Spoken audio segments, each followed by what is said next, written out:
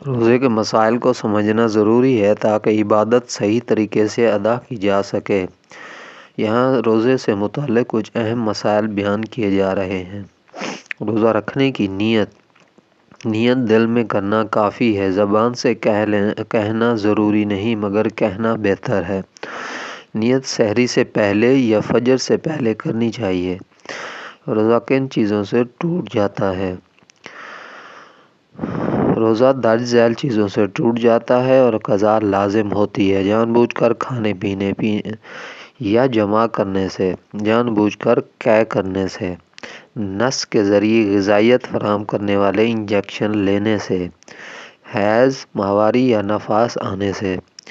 روزہ ٹوٹنے کے ساتھ کفارہ: مسلسل 60 روزے یا 60 مسکینوں کو کھانا کھلانا بھی لازم ہوتا ہے۔ اگر کوئی شخص جان بوجھ کر روزہ توڑ دے، مثلاً کھا پی لے یا جمع کرے، وہ چیزیں جو روزہ نہیں توڑتیں، بھول کر کھا لینا یا پی لینا، غیر ارادی طور پر قے آ جانا، ٹوتھ پیسٹ یا مسواک کا استعمال بشرطے کہ حلق میں کچھ نہ جائے، آنکھ یا جلد پر دوائی یا مرہم لگانا، خون ٹیسٹ کروانا یا انجیکشن جو غذا نہ دے لگوانا۔ سحری اور افطاری کے احکام: سحری کرنا سنت ہے مگر اگر کوئی سحری نہ کرے تو بھی روزہ ہو جائے گا۔ مغرب کے وقت فوراً افطار کرنا بہتر ہے، بلا وجہ تاخیر نہیں کرنی چاہیے۔ مسافر، بیمار اور حاملہ عورت کے لیے احکام: مسافر اگر روزہ نہ رکھے تو بعد میں قضا کرے۔